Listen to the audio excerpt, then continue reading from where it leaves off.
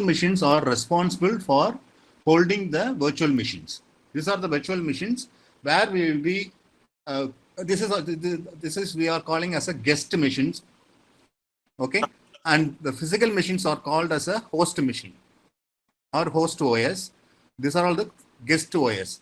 So the physical machine in OLVM case will be running the OS Oracle Enterprise Linux. All these three physical machines will be running the Oracle Enterprise Linux. The VDSM is nothing but a virtual desktop and server manager, which is the key component of OVIT. Okay. So this is mandatory. This component should be running on all the physical machines. Then only the machines will be interconnected, or the OVIT engine will be communicating to the web console, will be communicating to the machines. Okay. So this guest agent or virtual machine, which we are creating on top of the physical machine or your Oracle KVM host. Okay. So this can be any. This can be a Oracle Enterprise Linux. First one is Oracle Enterprise Linux. The second one is like second virtual machine, maybe a Windows machine. The third one is like your Ubuntu kind of stuff. So you can run any kind of virtual machines. But on top of, but the host OS running on OLVM is Oracle Enterprise Linux. In this case for 4.4, so we are running Oracle Enterprise Linux 8.10. Okay, got it? Until then you are clear? Yeah. Okay. So now come to the OVIT engine. OVIT engine or OLVM manager we are talking about is nothing but so managing all this kind of physical machines. So if you are talking about an individual virtualization, say for VirtualBox or Parallels, so those are all the individual host operating system, which will be running only on the one physical host and will be producing the virtual machines. They will not be managed by any kind of management console. They are an individual component. Whereas the OLVM is nothing but it's a combination. I mean, like it's a collection of virtual physical machines, which will be managed by your OLVM manager or OVIT engine. Until then, you are clear? Yes. Okay. Right now, when you are talking about the storage server, all these three physical machines, right? They do have the local storage. Say, for example, let me give you an example. So if you are going to configure a local storage for this virtual machines, okay, in case this particular virtual machine, the first physical machine got down, and if I'm moving all this, it should be in all the things are in the cluster. See, the three virtual machines has to be moved to the second host, but the storage will not be available. If you are configured the local storage, it will not be accessible for the other machines. Yeah, you got it right. Yeah, I got it. That's why we configured a centralized storage or a common storage server. Okay, storage server may be your SAN or your NFS or NAS. It may be, there are a lot of kind of stuff. Okay, and cluster FS. Okay, there are many kind of things, but keep in mind we need a common storage server. So all these physical machines, whatever the machines, now it is the architecture diagram shows three physical machines. All are connected to the common storage. So whenever one of the physical machine got down, so if you are migrating all this particular or the cluster will automatically move those physical virtual machines to the second node. So it will automatically communicate to the centralized storage server. This is a common architecture. When you say cluster, it means like that you're talking about that physical machine, one of the physical machine, right? No. This is the three machines are under the cluster. Under the okay. So the basic thing is like, so in OLVM we do have a data center. Okay. So the first component is the data center. Okay. Until this architecture is. I'm clear about the context. Okay. Yes. Now let me take you directly to so the first component. So where OLVM is like a data center. So it will have the default data center and the default cluster. Okay, there will not be any host or any storage domain. So initially, when you are installing, you can see when we are going through the live lab, so you can be able to see. So the first time, so when you are going to what are the components you have is like data center by which is a default one, which is non-initialized state. So since it When you say data center, so according to the diagram, it's like the storage you're talking about are the three physical machines where it is there, the three physical machines, right? Now you come to the data center model. You people are working only on the cloud technology, right? Have you guys worked on data center model? Any of you? Ravi or we do have a data center as well in on-prem in our service. Apart from the typical cloud, data center I'm talking about with the physical servers, physical switches, physical routers. I'm not talking about OCA or AWS or other cloud technology. Yeah, we get that. That's what we are saying. So we do have that in our. So when I'm talking about data center, say for example, I am having a data center in Chennai and I'm having a data center in Mumbai. So probably for DR purpose, they will split the primary data center in Mumbai and the secondary in case of, say for example, right now in Chennai is in completely going to be a red alert tomorrow and today. So that there may be a power outage and all those stuff. So we need to move it to the DR. See, this is a big topic. But to your understanding, so data center is nothing but your physical location. I assume that it is a physical location. Okay? Yeah, that is what I'm done. It's a physical location, right? It's a physical location. Just okay. So right now we do have one for the test purpose. I'm using the default one. Okay. So otherwise I have to create a new data center. Hello. For example, it's like our data centers. LA and POM. Okay. We used to have data center. Compatibility version, so you can based choose. on the location. We used to have a set of physical servers. So right now you can keep combination 4.6 itself. Okay. Networks and all storage. So I'm just showing you. I'm not going to create. So for this particular data center, Chennai. Okay. You are able to see the data center here. Can you hear us? No. Yeah. I'm able to hear you. So likewise, so I don't want to go further right now. Okay. Yeah. So just give me like basic. Yeah. So we can create multiple data centers. Say for Chennai, so there will be some of the. Assume there are some of the machines like the region which is available in the cloud, right? Chennai region, APAC region. Yes. So likewise, just think about it. So these are all the data center locations. Okay. Where you placed your instances in cloud terminology, we will be placing our instances in some of the region, right? So if it is in US East or US West, US East, again, there will be some data center like Utah, your Arizona, kind of stuff. So it differs from the providers, okay? So that is a data center. Under the data centers, we will be creating the clusters. I'm using the default cluster over here. So I can create a new cluster. So either I can place it in the default. Right now I have created a Chennai, so I can create a new cluster also. Okay. So under this particular cluster, okay, we can create the host. So the basic component right now is the data center. So data center, assume it right now it's Chennai, and your cluster. Okay. So for example, I'm having a database cluster. Okay. Put it as a database, DB cluster kind of stuff. You can name it.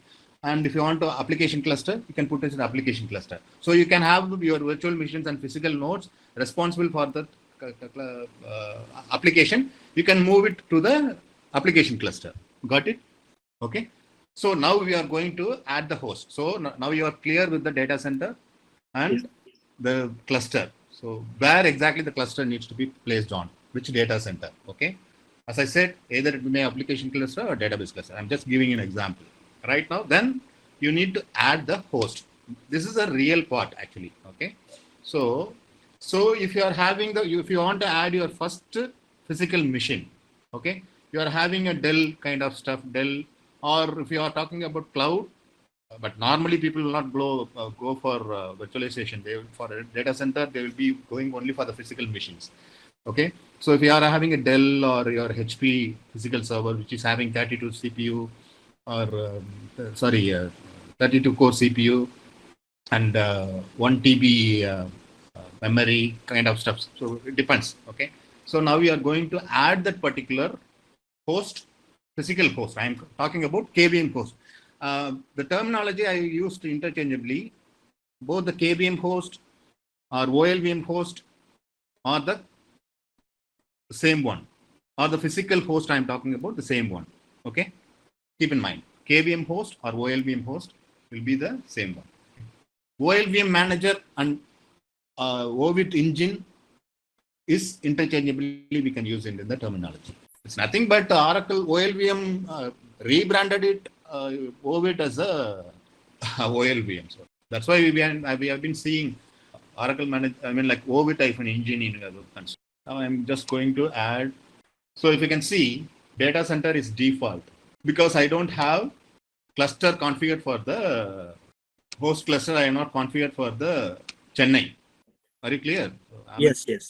You're okay. not. Yeah. I have only created the data center Chennai, but under the Chennai, I have not created the cluster. Okay. If I have created the cluster, so it will be available here. The data center default, instead of data center default, it will be available as Chennai. Okay. Anyway, let me show you. So the management network is a OVIT management. Okay. So this is the network communication between your OVIT engine and to the host. CPU architecture and everything is the default one. Okay, so anyway, automatically the wizard will come. We can do it later. So right now, so the DB cluster is residing under the data center Chennai. Now I'm going to add a physical host into the Chennai data center under the DB cluster. Are you able to see? Yes, I do. So right now I have default data center and DB cluster. I'm having the Chennai data center. Okay. So right now you have to give the physical machine name like DB server 1. Let us assume there is a physical host. Anyway, we don't have the physical host right now. I'm just assuming. And give the IP, whatever the local IP. Comment. And this is very important. And the communication between your physical host and to the OVIT engine or OLVM manager is via SSH. Okay. So once done, we put OK. So the new host, which is having, let us assume it is a Dell server, which is having some 32 core CPU and 1 TB of memory. So which will be added to your cluster, DB cluster, Chennai. Oh, okay. Got it? Got it. Okay. Now let us take this as example. Now I think we have covered up. We have the data center default for the test purpose, and we have the cluster, which is also default, and we have added the second part is I have added the OLVM host, which is on the virtual box under the default cluster and default data center. Okay. Now the real part is, so simply adding your physical machine is not important. What we need to, the purpose is we need to add virtual machines onto this particular host. This is the physical machine. Until then, everybody is clear? I'm good. Yes. Okay. Fine. Okay. So now the data center is completely initialized. Your cluster is up and your host also ready to hold your Virtual machines. Yes. Virtual machines. Very good. Yeah. Okay. Now I am going to create a new virtual machine. Okay. Instead of data center, I'm choosing default because we don't have any. That is only for test purpose we have created. So I am selecting default. I'm going to create a virtual machines. Okay. By default, the cluster is default. Obviously, because it is not initialized, Chennai is not initialized. We can't be able to see it. So if you have already template, let us talk about the template later. So we can create a virtual machine. Say, for example, Ubuntu. If you want to create 100 kind of Ubuntu server, so you don't need to install each and every image for. So you can create simply a template. So if you are aware of the cloud, then probably you can know about the templates, right? So you can create a template and then you can clone the same thing for 100, or you can create multiple servers the same way. Yeah. Normally we use Terraform to provisioning all the servers on AWS cloud. So that's the easy way for us instead of Redux. So template right now, that is blank template. So operating system, you can choose any other operating system which you are going to install ongoing. So Windows also will be there. Okay. Depending upon your operating system, you can choose.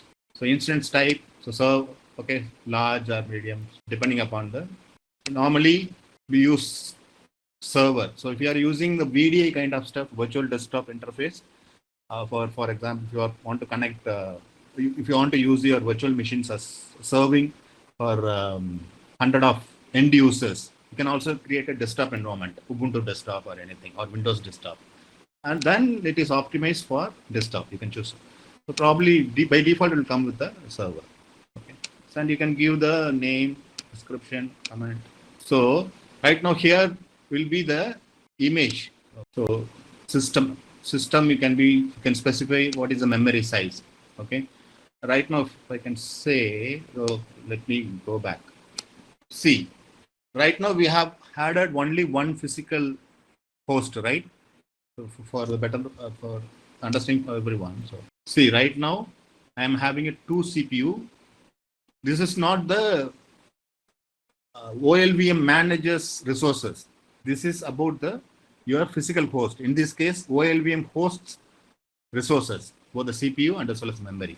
So I have allocated 7 GB of memory for OLVM host, that's the physical host or KVM host. So 6.9 GB is available. So you can't create more than 6 GB for your virtual machine. Okay. Clear? Clear. Yes. The same thing for the storage also. I have created 50 GB, but it's showing 47 GB. Yeah. So anyway, so out of 47 GB, because I am using the NFS server. I am running the NFS server on the OLVM host. You got it, guys? Yeah. Yes. Yeah. This storage is nothing but your NFS server. And this is the NFS storage. Let me go through detail while we are doing the lab. Okay. So I have added a new domain over here. So this is the NFS storage. So I have created a new domain. I mean the storage domain. Without the storage domain, you can't be able to initialize the data center. Without initializing the data center, you can't be able to add the virtual machine. Okay. The first thing is you need to, as I said, you have the default data center, you have the default cluster. The first thing you have to add is your host. So once you have successfully added the host, it will be listed over here. Okay. So I have configured NFS on this particular OLVM host. So this is my OLVM host. Okay. So I am running a NFS server over here, so which is serving the data. So this is a NFS export. I am using it in the storage domain. So without creating a storage domain, so we cannot be able to initialize the data center, and we cannot be able to create the virtual machines. So again, as I already mentioned, so it can be for the testing purpose. I'm using NFS. Small environment also you can use NFS, but in a big environment you have to use your storage box, especially specific storage box. So if you can see, I'm mounting 192.168.29.1/data. Okay. Default we are choosing the. But anyway, I cannot be able to. Oh, sorry, this is the word. So what I have done is, so these are some. See, I have just uploaded a pre-DOS. I could not be able to, for creating a virtual machine, I have uploaded an ISO image. So I can do it for Ubuntu or other, but I don't have enough resources, right? So, but FreeDOS is very light OS. So I can be able to show you a demo on how we can create a virtual machine running a FreeDOS. Am I making clear? Okay. Yeah. Yes. So you just uploaded the image, okay. ISO image. So you can choose any ISO. If you have an ISO image like your Windows ISO image, or your customized image, or your Ubuntu image, or your CentOS, or any kind of ISO image, you can upload to the data domain. So that's why we need the data. See, by default, it will be this profile is data. That is a NFS export. You can see 42 GB free, and it is available in the OLVM host, because we have not mentioned anything. So for the test case, I have just added the FT Live ISO. It is not appearing on this. So this is a problem with the virtual environment. Okay, let me create without the image. So right now I'm creating a disk for it. Okay, so we need to create a disk for holding the operating system, right? Virtual FreeDOS. So the size I can say, I think 2 GB is enough. So it will be on the data domain. It's a bootable, obviously. Are you clear? I'm just creating the 2 GB disk which is going to hold the FreeDOS VM. Okay. So, and I'm choosing the network profile, the default OVIT management. So OVIT management is a part of BDSM component. These are all, I mean, like boot options. I'm right now attaching the CD. So since it is already there over here, right? You got it? Yeah. First device, CD. Second device, hard disk. I'm just going to run it. Until then, you are clear? Yes. I'm just creating a simple FreeDOS virtual machine, which is on the host OLVM. I'm just going to run it. Yeah, now only it is finished. Okay. Now we can be able to. So that is the reason it is showing. Ravi, yes, you can. Can you hear got me, it, Ravi? right? Yes. Maybe once we are doing it in live, right? Okay. We can. Yeah, the FreeDOS disk one is the disk responsible for holding the OS. So this is the for the FreeDOS. This is attached to the FreeDOS virtual machine. See, this is a virtual machine. Okay, I have created. This is the disks of 2 GB which is attached to the. Do you want to run again? No, I'm good. Yeah. Okay, anyway, let us do it on the we'll live. Okay. live. So I have attached this FreeDOS disk with the. This is going to be holding the operating system, and the live CD is your FreeDOS ISO. To make it clear, okay. So this is the instance image, 2 GB, which I have already created. 2 GB, which I have created, which is bootable. So this is going to hold your operating system, whatever may be the operating system. Right now, I am using FreeDOS, okay, which is again in the data domain data. And for the booting, so I am using the fd13 live.iso. This is FreeDOS 13 live.iso. How did it came? So I just uploaded this particular fd13 live.iso in the data domain. So that's why it is appearing over here. I have showed you, right? You can go to storage, disks. All the disks will be available over here, even though your newly created one. So that's why. So what normally people will do is, so we will create a domain. So right now I have only one domain. For the benefit of everyone. So right now I am having only one domain. So I am dumping all the things for my ISOs and for my for my datas, for my operating system, disk, everything I am holding, operating system of the virtual machines, everything I am holding on the data. Okay. So normally what people will do, they will create a separate domain for as ISO. They can create a new domain, ISO, name ISO, and they will dump all their ISO images, Windows or Ubuntu, everything on this particular ISO. It makes sense? So that you will not be able to get any confusion over here. Because if you are going to get the disk, so all the disks, your ISO, this is your storage disk, which is attached to the FreeDOS virtual machine. Until then, you are clear, right? Now I am going to run the virtual machine. Shall I? Yes. Oh, we need a virt viewer. Okay. Console.vv. Okay.